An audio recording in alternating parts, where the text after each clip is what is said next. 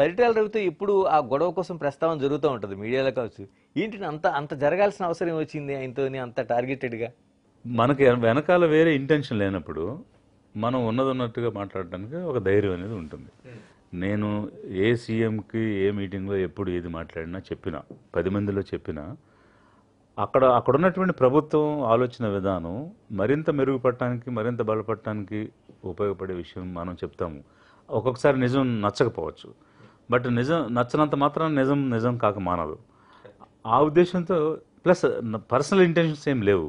వ్యక్తిగతంగా నాకు దీనివల్ల ఈ ప్రయోజనం కావాలి, ఆ ప్రయోజనం కావాలి లేదు, వాళ్ళ మెప్పు పొంది నాకు ఏదన్నా సంపాదించుకోవాలి, పేరు ఇంకొకటో అన్న ఆలోచన లేదు. కాబట్టి ఏదైనా ధైర్యంగా చెప్పేటువంటి పరిస్థితి ఉండేది. రవి గారితో అన్న విషయానికి వచ్చినప్పుడు వాస్తవంగా ఆయన మంచి ఫ్రెండ్లీగా ఉండేవారు నాతో. చెప్పాలంటే ఆయనకి జూబ్లీ హిల్స్లో అటాక్ జరిగినప్పుడు నిమ్స్ హాస్పిటల్లో అడ్మిట్ చేస్తున్నారు. అప్పుడు నేను పెనుగొండలో పనిచేస్తున్నాను. మోహన్ బాబు వాళ్ళు షూటింగ్ నుంచి వస్తూ కారు అటాక్ అయింది కదా, ముందున్న కారులో చనిపోయారు, ఆయన బ్రతికి బయటపడ్డారు. ఆ టైంలో ఈ was admitted in to NIMS. నేను అప్పుడు పెనుగొండలో ఉన్నాను, అంటే ఆయన కాన్స్టిట్యున్సీ, అక్కడ వర్క్ చేస్తున్నా. సో బాలయోగ్ గారు అప్పుడు స్పీకర్గా ఉండే, జిఎంసీ బాలయోగ్. నేను నా కమలాపురంలో పనిచేస్తున్నాను. ఆ పరిచయంతో మేమిద్దరం కలిసి నిమ్స్ హాస్పిటల్కి వెళ్ళి ఆయన పరామర్శించి రావడం జరిగింది. ఆ తర్వాత ఎప్పుడు ఎవరు వచ్చి మాకు ఈ పని ఉంది చెప్పాలి, ఆర్డీఓకి చెప్పాలి, సబ్ కలెక్టర్ చెప్పాలి అని అన్న సందర్భం తీసుకొస్తే మీరు నేరుగా వెళ్ళండి, ఆయన పనిచేస్తారు, రికమెండేషన్స్ చెప్తే అనవసరంగా ఇబ్బంది పడతారు అని అలా గైడ్ చేసేటువంటి, అంటే ఆ మేరకు అండర్స్టాండింగ్. మీకు సమస్య నిజంగా ఉంటే వెళ్ళి అడుగు, అయిపోద్ది. నీ సమస్య నీలో న్యాయం లేకపోతే కాదు, నేను చెప్పినా కూడా కాదు అని చెప్పేవాడు ఆయన. ఒక నా దగ్గర ఒక ఇన్ఫర్మేషన్ కూడా, అంటే ఒక సబ్ జడ్జి ల్యాండ్ ఇష్యూ ఉంటే వెళ్ళాడు ఆయన. మీరు ఒక జడ్జి అయ్యండి నా దగ్గరికి వచ్చారండి, మీరు ఆఫీసర్ దగ్గరికి వెళ్ళండి అని చెప్పి ఆయనకి మీ వైపు న్యాయం ఉంటే అవుతుంది, వెళ్ళండి, నేను చెప్తే అది జరగకపోవచ్చు, మీరు డేరుగా వెళ్తే జరుగుతుంది అని పంపించిన సందర్భం కూడా ఉంది. ఆ జడ్జి గారే నాకు చెప్పారు, ఎమ్మెల్యే దగ్గరికి వెళ్తే ఇట్లా అన్నారని చెప్పి.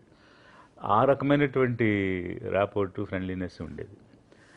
ఎలక్షన్ టైంలో మాల్ ప్రాక్టీస్ అనేది చేయడానికి ప్రయత్నం చేసినప్పుడు మనం ప్రజాస్వామ్యంలో ఎన్నికలు అనేది ఆయువు పట్టు.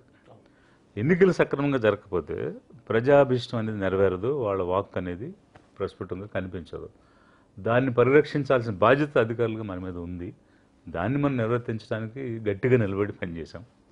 అందువల్ల ఆ క్లాష్ అనేటువంటిది రావడం తప్ప వ్యక్తిగతంగా అయితే ఏమీ లేదు కదండి. ఆ దశలోన పరిటాల రవి గారితోని ఏ చిన్న విరోధం కూడా అధికారులు కోరుకోలేని పరిస్థితి.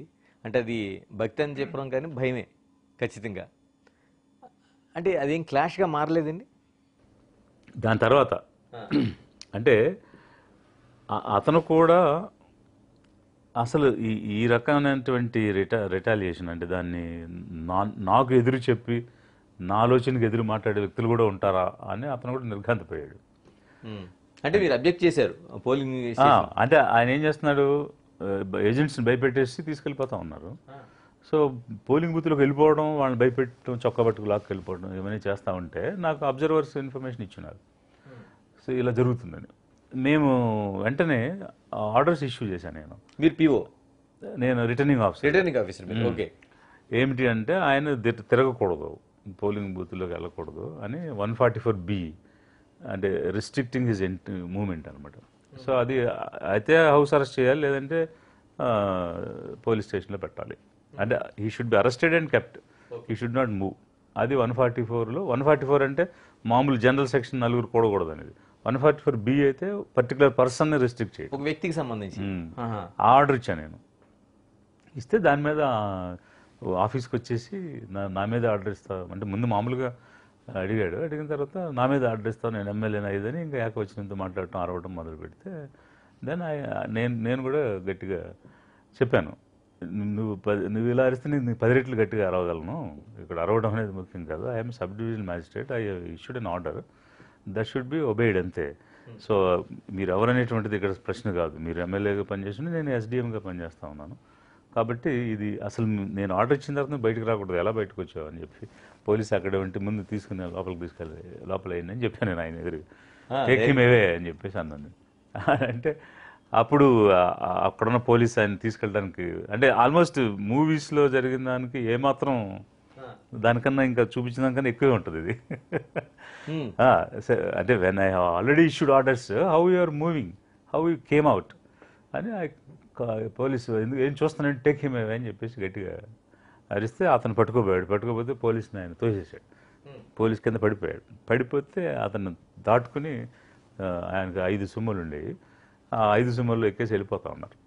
వెళ్ళిపోతుంటే నేను ఊరికి బయట రైల్వే గేట్ ఉంది. సో అక్కడికి నేను వైర్లెస్లో చెప్పి ఆ గేట్ మూయించి కాన్వాయ్ని ఆపించి అక్కడ అడిషనల్ ఎస్పీ వెళ్ళి ఆల్రెడీ ఆర్డర్స్ ఉన్నాయి, మీరు మూవ్ అవ్వకూడదు, మాకు వైర్లెస్ మెసేజ్ వచ్చిందని అడిషనల్ ఎస్పీ అతను ఆపి తీసుకెళ్ళడానికి చాలా ప్రయత్నం చేస్తే నేను రానంటే నో మా డ్యూటీ మేము చేయాలి, మీరు మాతో వస్తారా లేకపోతే మేము మీ కారులో రావాలా అని చెప్పి చాలా ఆర్గ్యుమెంట్ తర్వాత అతని కారులోనే పోలీసులు ఎక్కి ఆయన కాన్వాయ్లోనే తీసుకెళ్ళి లోపల పెట్టడం జరిగింది. ఆ విధంగా ఆ రోజు నిలుపుదల చేసాం. అప్పుడు కొంచెం ఇబ్బందులు పడ్డాం, చిన్న పోస్టింగ్ ఇవ్వకుండా కొన్నాళ్ళు, తర్వాత పక్కన అట్లా చాలా చేశారు. బట్ ఫైనల్గా అర్థం చేసుకున్నప్పుడు మళ్ళీ తిరిగి ఇచ్చారు. ఇచ్చిన ప్రతి చోట ప్రూవ్ చేసుకుంటూ